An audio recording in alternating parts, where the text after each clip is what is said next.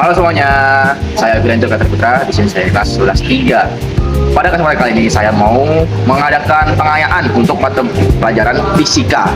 Nah, untuk pengayaan kali ini saya akan membahas materi yang dimana gerak parabola. Oke, sebelum kita masuk ke penjelasan yang lebih dalam dan memang untuk mencakup pelajaran ini, ke materi ini, coba saya mau nanya dulu, kalian udah pada tahu belum sih apa itu gerak parabola? Nah, kebetulan kita bakal bahas. Jadi, misalnya gini, gerak parabola itu mirip-mirip nih. Ketika kalian itu lagi main bola, kan main bola nih main bola, kan tendang, gitu. Bolanya melambung. Nah, itu adalah salah satu contoh gerak parabola. Kalau ada lagi, misalnya panahan nih, kayak panahan. Nih targetnya ada di sini, padahal. Tapi kalian karena posisi kalian di sini, otomatis kalian harus agak naik lagi supaya panah itu mencapai di titik yang emang kalian target, pasti titik tengahnya. Lalu kita lanjut lagi ke gerak parabola. Ya, itu contoh-contoh sedikit contoh lah ya guys ya. Sebenarnya masih banyak contoh-contoh lagi di kehidupan sehari-hari untuk gerak parabola ini apa aja, bisa kayak air terjun, jadi kayak air mancur dan lain sebagainya. Lanjut gerak parabola. Apa sih gerak parabola itu? Nih, pengertian gerak parabola. Gerak parabola adalah gerak yang memiliki dua dimensi atau bisa dibilang kayak kombinasi antara gerak lurus horizontal dan juga gerak lurus vertikal, di mana akan membentuk garis yang melengkung. Nih, lintasan benda membentuk kurva parabola. Kalau kita tahu kurva parabola itu pasti melengkung guys ya. Ya, melengkung ke atas gini. Nih, ke atas. Oke, ini untuk pengertian singkatnya seperti ini. Lanjut di komponen gerak parabola. Di sini seperti yang tadi sebelum dibilang itu kan ada yang namanya garis vertikal dan horizontal untuk mencapai gerak parabola ini. Di sini ada komponen-komponennya untuk cara mencari-carinya si garis vertikal, horizontal, posisi vertikal. Yang pertama untuk horizontal dulu. Horizontal itu ada Vx sama dengan VO atau bisa dibilang kayak tinggi parabola guys. Nih kita coba ini kayak gini nih. Wah, kayak gitu. Kayak gitu guys. Nah, Pas banget contohnya. pas banget. Kita lagi buat video pas ada bola. Dan nih VO itu ada tinggi awal, atau apa itu. Terus ada cos theta. Kalau dari VO, dari VX berarti dari tinggi awal terus sama cos theta. Lalu untuk dari garis vertikal atau VY bisa dari kayak VO lagi, tinggi awalnya di mana. Lalu juga ada sin theta, ada dikurang gravitasi sama T. T ini apa? T itu time, waktu, time. Oke.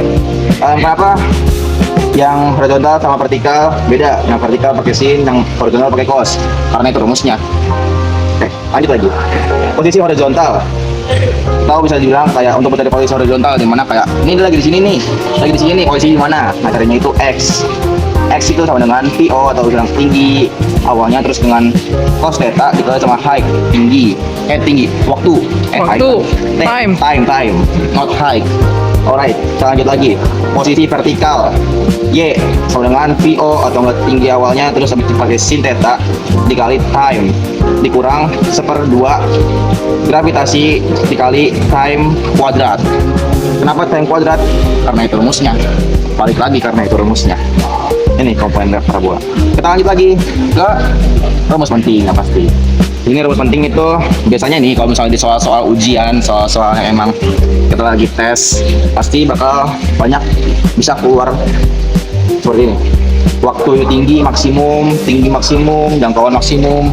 Nah, masih kita harus cari apa istilahnya, titik tertinggi atau puncaknya dari si gerak parabola ini. Karena tadi kan bola melambung nih ke atas, otomatis dalam lambungan itu ada puncaknya. Sama halnya kayak postur gunung, kalau bisa dibilang ada puncaknya. Nah, itu puncaknya sedikit. Nih, waktu mencapai tinggi maksimum atau time maksimal sama dengan dalam kurung VO dikali sin theta kurung bentuk per gravitasi. Oke ya, per gravitasi.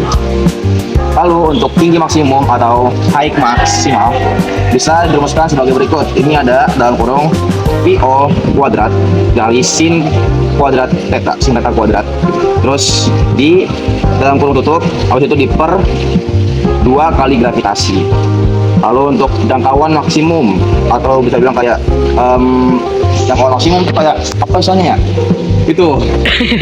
Jadi dengan R kali nih VO kuadrat sin theta kali 2. Habis itu sama halnya terus dibagi sama gravitasi. Jangkauan maksimum itu masuk kayak ini loh, sama halnya kayak tinggi, cuman jangkauan itu kan misalnya kayak meterannya atau mana. Itu jangkauan tuh ini nih, Yang datar. jarak yang datarnya. Nah, ini rumus pentingnya. Nah, tapi sepertinya masih kurang paham kalau misalnya saya jelasin. Di sini saya bakal lanjut ke contoh soal. Nih, latihan soal.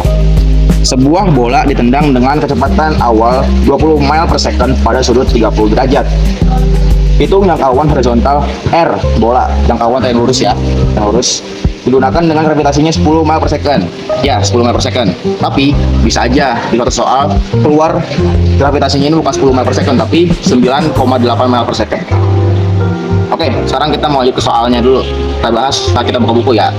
Oke teman-teman, kita lanjut ke soal pembahasan, soal latihan.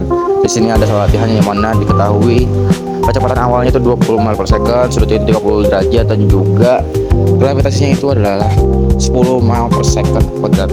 Lanjut soalnya dengan rumus yang tadi kita udah bahas, yang mana ada R VO2 dikali 2 kali 30 derajat terus sampai sin 30 derajat terus dikali 10 dibagi 10 guys ya.